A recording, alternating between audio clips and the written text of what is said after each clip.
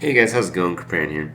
So I am a little bit under the weather. I did get kind of like a flu, probably from just being really, really tired over the trip. We just got back. I'm a little bit out of it, but I wanted to do a video about the decks involved in the WCA tournament.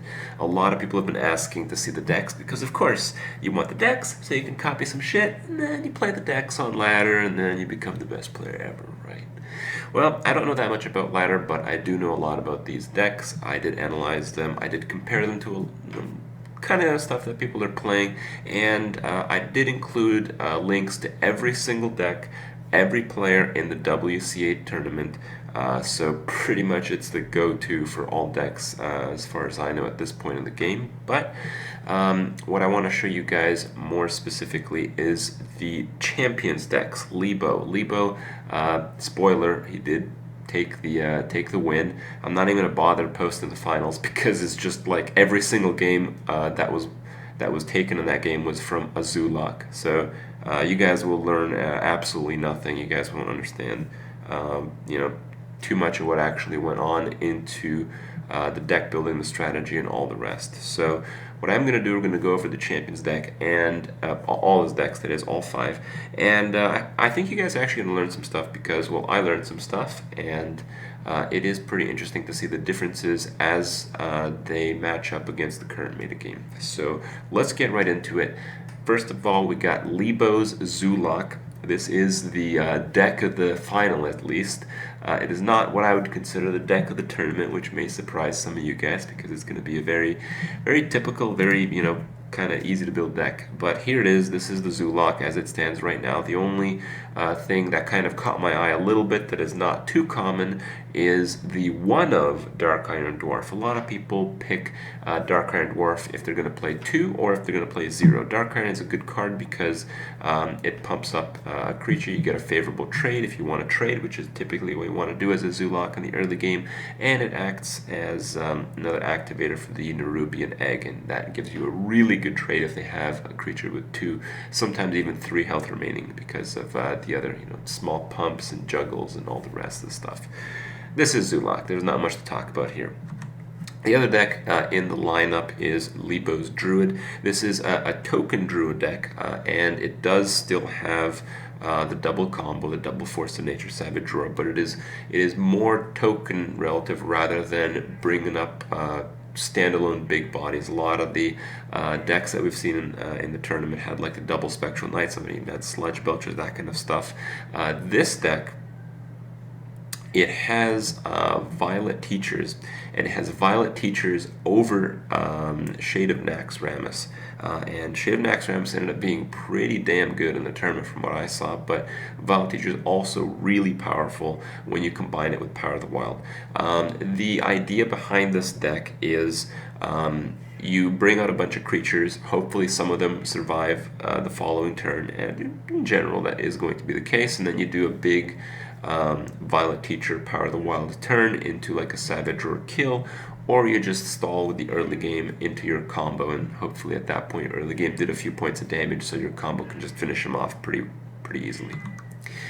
The next deck, the Shaman, in my opinion, this is the deck of the tournament, is the one deck that I believe didn't drop a single game. As far as I know right now, the Libo Shaman, which is basically the most typical Shaman deck I've ever seen, won 11 out of 11 games in the WCA tournament. He did play it quite well in general, although there were a few misplays from what we saw in the game. But the deck is just very solid. It has a very good curve. This deck is, some people have said that it's about 55% against just about everything, and to get a record like that is pretty unbelievable.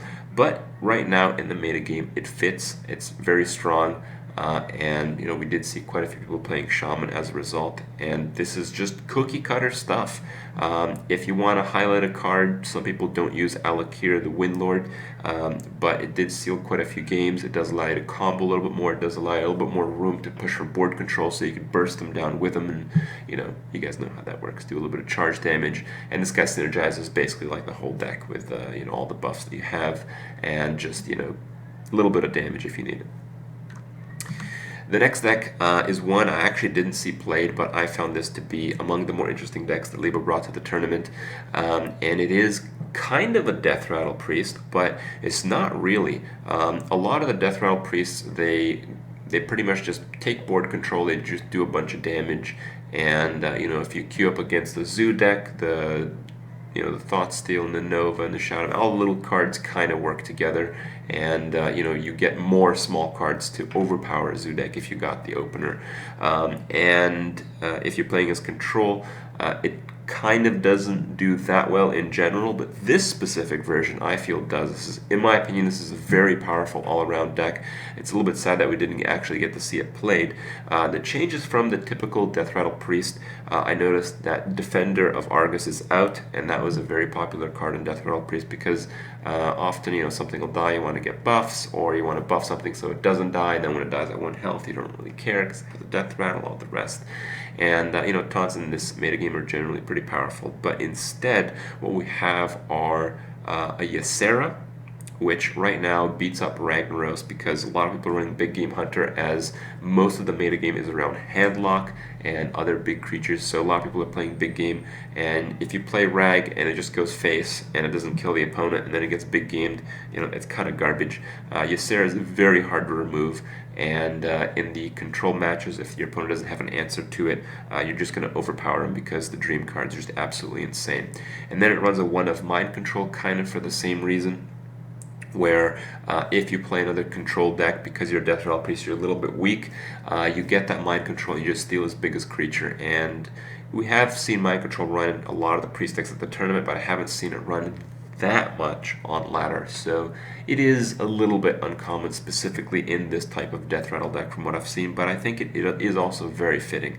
The idea of the deck is it plays just as any other Deathrattle Priest, and you hope not to draw into Ysera or Mind Control by turn 9 or 10, and if that circumstance ends up being the case, well, you're probably going to beat the control decks as well, as opposed to struggling a little bit against some. So very interesting concept for a deck. Haven't seen anything quite like this. The way that these decks kind of work is it's a meta game. People, when they create new decks, they just copy some shit and take up 3 or 4 cards, and they call it their own. And it is basically what it is. But selecting those cards and fine tuning exactly the right number of the ones that you leave in is what you do. And I think this serves as a very good example. I think this is a very good addition to the Deathrattle Priest, making it kind of like the all-around priest. So in my opinion, I think the deck choices and specifically the card choices in this one are very impressive. And then we have the last deck that Libo brought to the tournament. I think we did see a gameplay, but it was early on. I don't remember exactly too much about it. This is basically Secret Mage, but more or less it's Aggro Mage, because if you guys see the curve, I mean, it tops out at Loatheb, and that's basically nothing, because most decks just run Loatheb for, whatever, and then you have 2 fireballs because you got to do face damage. So basically the real top of the curve is 3 mana with, with the secret pumping creature, the Kirin. More what should be analyzed in this deck is, one, you got the Undertaker kind of to work because you got quite a few Deathrattle creatures. And in terms of the secrets, you have duplicate, whatever, but you also have mirror entity. I like the 1 of. We have seen some people run 2 mirror entities in their mage decks, but I feel it's a little bit overkill. Yeah, they don't kind of expect the second one, but because a lot of people are playing the Deathrattle decks, even if some of them are kind of mid-game, it puts it in a place where you can just get some garbage. And even though, pumping it out with the Kirin is very powerful, I feel that having 2 counter spells, which this deck does, is a little bit more of a surprise. And what I want to highlight with that is, when you have a lot of small creatures that just come out and just pump for damage, the control decks, when they match up against something like this, they're going to bank on like the swipe or just some kind of board clear, some kind of stall, and all this stuff comes through with spells, and having a counter spell really prevents that from happening. It really allows it to develop a bigger board, which pretty much secures the win absolutely with this type of deck. And having 2 of them brings even more of a surprise factor to where, I got counterspelled, but what are the chances that he has a second one? Well, when you consider that counterspell accounts for half the secrets in the deck, well, that's kind of a lot. So interesting choices, interesting choice of secrets to kind of combat the mid to slow type of decks that we've been seeing pop up after the Hunter nerf. And I think overall, I'm just going to mention it maybe more clearly again. Libo did get really, really lucky in some of his matches to win. But if you really look at the decks, if you look at the choices, I think he didn't need to get quite as lucky as he did to come out the winner nonetheless. So some good stuff. Hope you guys like my analysis of the decks. And well, better get to it. Start copying that shit. Get ladder and get that legend. All the rest. Yeah, I know. Construct is awesome. See you guys tomorrow.